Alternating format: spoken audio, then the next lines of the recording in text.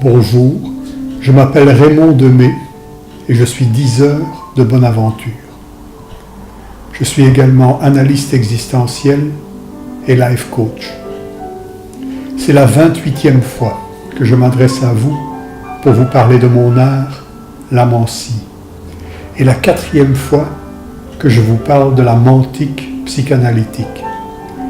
J'ai préparé un petit bout de texte que je vous lirai et que je commenterai le cas échéant. Allons-y.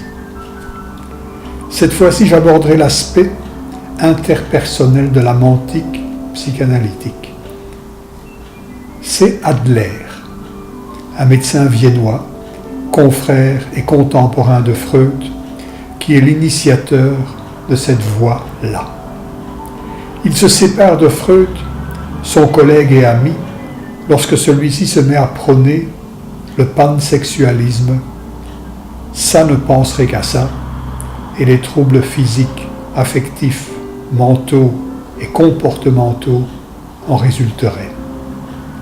Adler, lui, pense que ces troubles sont dus au manque de sens social, et il élabore une psychologie personnelle afin que ses clients puissent le retrouver, ce sens social. Le sens social dont il parle s'acquiert et se perd dans la petite enfance, dans le courant des 4 ou 5 premières années de la vie, car c'est vers cet âge-là, selon Adler, que tout individu se confectionne ce qu'il appelle un style de vie, qui ne changera pas spontanément par la suite, d'où la nécessité d'une démarche analytique lorsqu'on découvre que des erreurs s'y sont glissées. Car selon Adler, le petit enfant n'est coupable de rien, mais il devient en grandissant responsable des erreurs qu'il commet et de leurs conséquences pour sa vie et celle des autres. Adler aidera dès lors ses clients à analyser leur style de vie, ce qui fait qu'ils ont tel caractère, qu'ils se comportent de telle manière, etc. Puis, Adler est interpellé par tout ce qui concerne l'infériorité sous toutes ses formes. L'infériorité organique étant, selon lui, la plus sévère. Mais l'infériorité mentale, sociale, etc. ne sont pas faciles à vivre non plus. L'infériorité éprouvée dans la petite enfance donne naissance, dit-il, à un sentiment d'infériorité qui stimule l'individu handicapé à se surpasser pour pallier à ses manques. Jusque-là, pas de problème. Mais ce sentiment peut se muer en un complexe d'infériorité qui n'est plus stimulant du tout, au contraire. Le complexe coince la personne dans son handicap, lui fait renoncer à toute possibilité de le dépasser. Et voilà une des raisons de la perte du sens social, se sentir inférieur et savoir que plus rien jamais n'y fera. Ce fatalisme doit être ramené au vent contraire qu'il a suscité, et cela par le biais de l'analyse.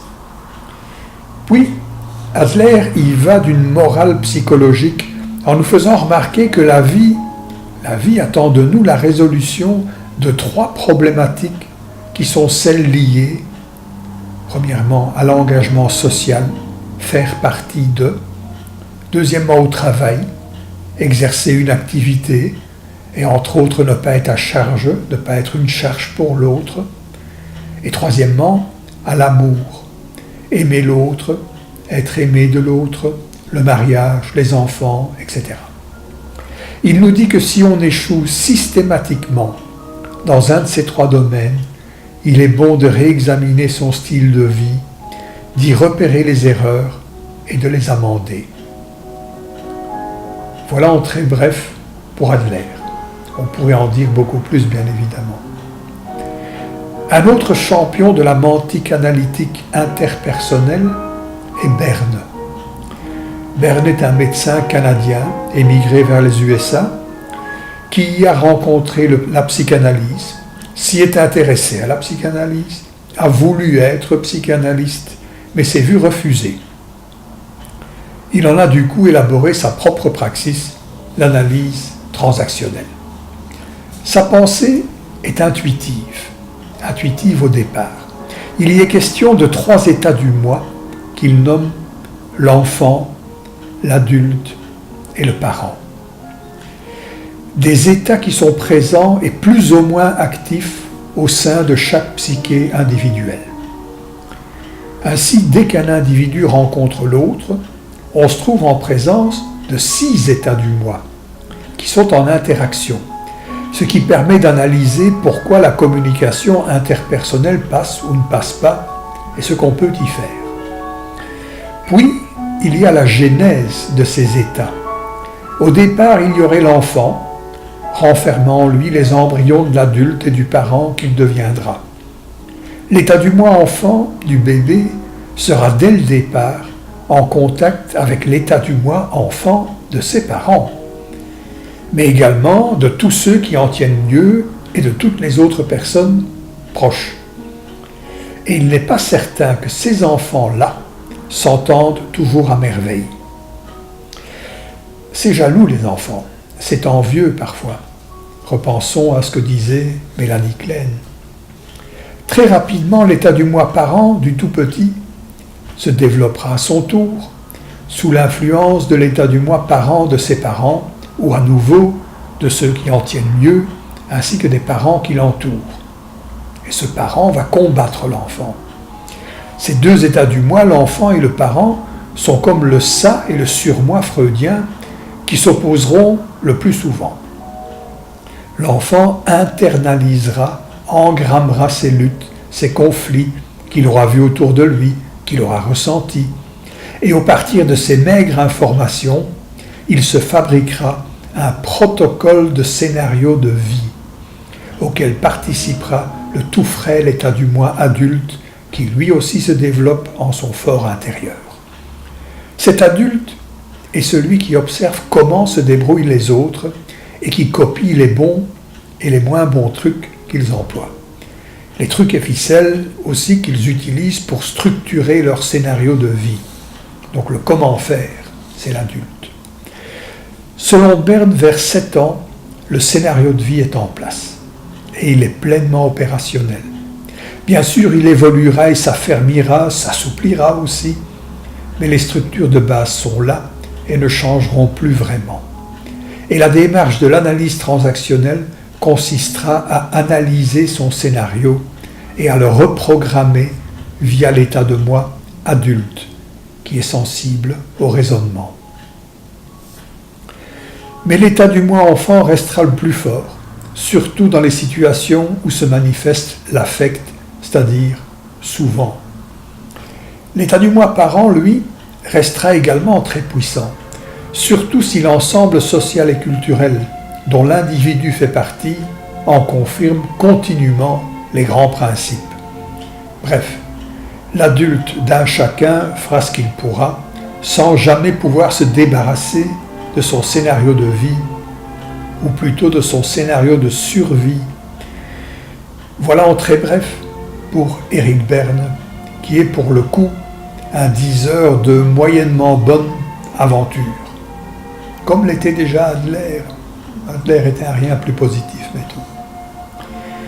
Un troisième praticien de l'interpersonnel prônera le contact, ou plutôt l'impossibilité d'être en contact de manière authentique avec l'autre. Il s'agit du père de la Gestalt-thérapie, Peirce. Et autant Berne parlait de structure caractérielle, à l'instar d'Adler d'ailleurs, autant Peirce parlera de processus. On pourrait dire que Peirce est héraclitéen, on ne traverse jamais 2 fois la même rivière, etc., etc. Il combine la gestalt-psychologie et la psychanalyse de manière fort habile. Goldstein, le gestalt-psychologue, et Freud, le psychanalyste, furent ses maîtres. La gestalt-psychologie dit que d'un fond non autrement déterminé, on pourrait imaginer l'inconscient, le ça, de ce fond donc émergent des formes. Puis Pearls se saisit de la loi de la bonne forme des gestaltistes et nous dit que toute forme, quand elle est bonne, cherche l'adéquation entre notre organisme et son environnement. Et avec cela, tout est dit.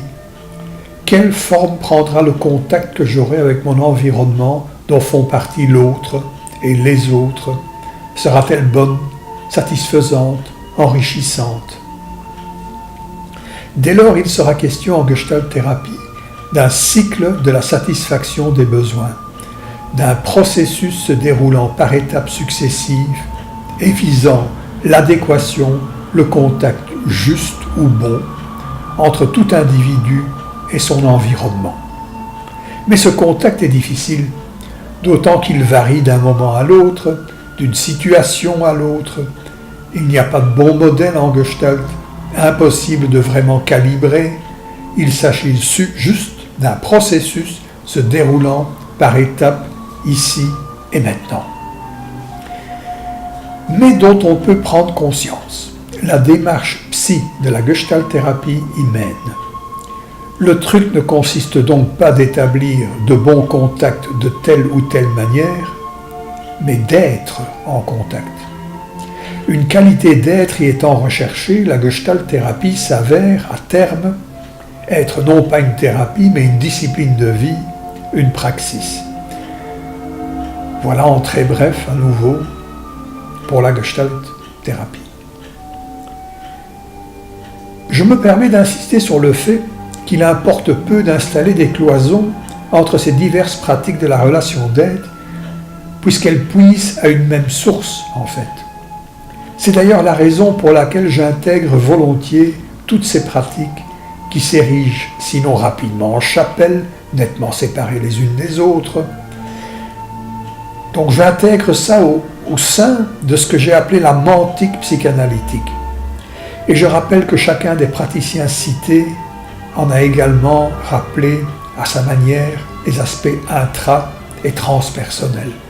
Donc ils ne sont pas coincés comme je leur ai fait dire dans l'interpersonnel. Ils s'occupent également de la dimension transpersonnelle et intrapsychique.